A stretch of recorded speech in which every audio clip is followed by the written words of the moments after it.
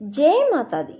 बंधुओं, आज चैत्र नवरात्रि का 7वां दिन है और मैं आपके लिए नवरात्रि के 7वें दिन माँ के 7वें स्वरूप काल रात्रि की कथा लेकर आई हूँ।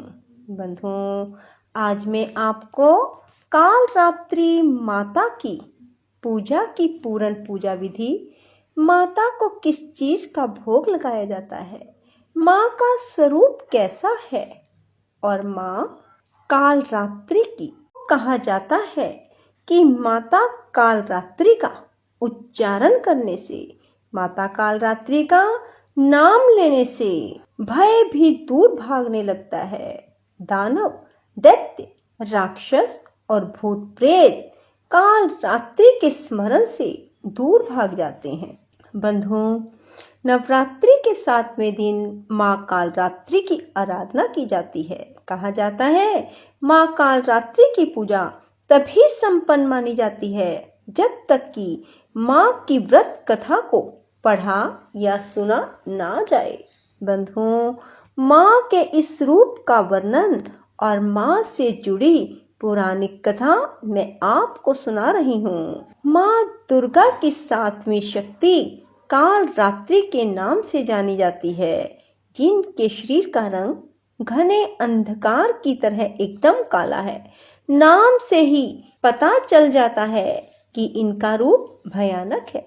सिर के बाल बिखरे हुए हैं, गले में विद्युत की तरह चमकने वाली माला है। अंधकार में स्थितियों का विनाश करने वाली शक्ति है काल रात्रि। काल से भी रक्षा करने वाली है यह शक्ति। काल रात्रि माता के 3 नेत्र हैं। ये तीनों ही नेत्र ब्रह्मांड के समान गोल हैं। इनकी सांसों से अग्नि निकलती रहती है। ये गंधर्व की सवारी करती हैं। ऊपर उठे हुए दाहिने हाथ की वर मुद्रा भक्तों को वर देती है।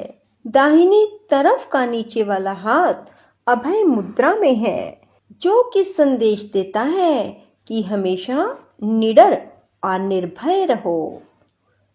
बाईं तरफ के ऊपर वाले हाथ में लोहे का कांटा और नीचे वाले हाथ में खड्ग है। इनका रूप भले ही भयंकर हो, लेकिन ये सदैव शुभ फल देने वाली माँ है, इसीलिए ये शुभंकरी कहलाई। अर्थात इनसे भक्तों को किसी भी प्रकार से भयभीत या आतंकित होने की आवश्यकता नहीं है। इनके साक्षात्कार से भक्त पुण्य का भागी बन जाता है। काल रात्रि की उपासना करने से ब्रह्मांड की सारी सिद्धियों के दरवाजे खुलने लगते हैं। तमाम असुरी शक्तियां उनके नाम के उच्चारण से ही भयभीत होकर दूर भागने लगती हैं। इसलिए दानव, दैत्य, राक्षस और भूत प्रेत उनके स्मरण से ही भाग जाते हैं। रक्त बीज एक ऐसा दानव था जिसे यह वरदान था कि जब जब उसके लहू की बूंद इस धरती पर गिरेगी, तब तब हर बूंद से एक नया रक्त बीज जन्म लेगा, जो बल, शरीर और रूप से मुख्य रक्त बीज के समान ही होगा। ऐसे में माँ काल रात्रि ने रक्त बीज की गर्दन काटकर उसे खप्पर में रख लिया, ताकि रक्त की बूंद नीचे ना गिरे और उनका सारा खून पी गई। बिना एक बूंद नीचे गिरे जो भी दानव रक्त से उनकी जिह्वा पर उत्पन्न होते गए, उनको खाती गई। इस तरह माँ काली ने रक्त बीज का अंत किया। बोलो काल रात्रि माता की जय हो। बोल सच्चे दरबार की जय हो। दरबार की जय हो। दरबार की जय हो। सर्वा बाधा विनिर्मुक्तो धन धान्य सुतान्विता मनुष्यो मत् प्रसादेन भविष्यति निसंशये। सर्वा बाधा विनिर्मुक्तो धन धान्य सुतान्विता मनुष्यो मत् प्रसादेन भविष्यति निसंशये।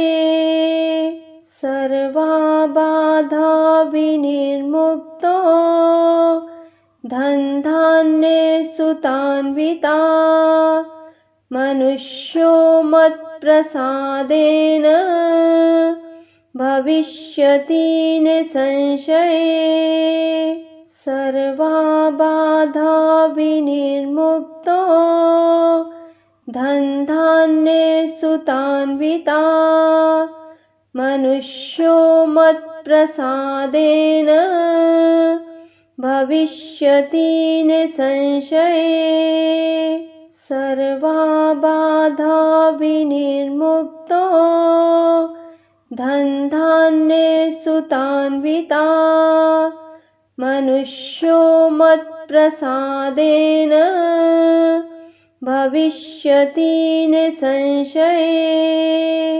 सर्वाबाधा विनिर्मुक्तो धनधान्ये सुतान्विता मनुष्यो मत्प्रसादेन भविष्यति निसंशये सर्वाबाधा विनिर्मुक्तो धनधान्ये सुतान्विता मनुष्यो मत्प्रसादेन भविष्यति निसंशये सर्वाबाधा विनिर्मुक्तो धनधान्ये सुतान्विता मनुष्यो मत्प्रसादेन भविष्यति निसंशये सर्वाबाधा विनिर्मुक्तो धनधान्ये सुतान्विता मनुष्यो मत्प्रसादेन भविष्यति निसंशये सर्वाबाधा विनिर्मुक्तो धनधान्ये सुतान्विता मनुष्यो मत्प्रसादेन भविष्यति निसंशये सर्वाबाधा विनिर्मुक्तो धनधान्ये सुतान्विता मनुष्यो मत्प्रसादेन भविष्यति निसंशये सर्वाबाधा विनिर्मुक्तो धनधान्ये सुतान्विता मनुष्यो मत्प्रसादेन भविष्यति निसंशये सर्वाबाधा विनिर्मुक्तो धनधान्ये सुतान्विता मनुष्यो मत्प्रसादेन भविष्यति निसंशये सर्वाबाधा विनिर्मुक्तो धनधान्ये सुतान्विता मनुष्यो मत्प्रसादेन भविष्यति निसंशये सर्वाबाधा विनिर्मुक्तो धनधान्ये सुतान्विता मनुष्यो मत्प्रसादेन भविष्यति निसंशये सर्वाबाधा विनिर्मुक्तो धनधान्ये सुतान्विता मनुष्यो मत्प्रसादेन भविष्यति निसंशये सर्वाबाधा विनिर्मुक्तो धनधान्ये सुतान्विता मनुष्यो मत्प्रसादेन भविष्यति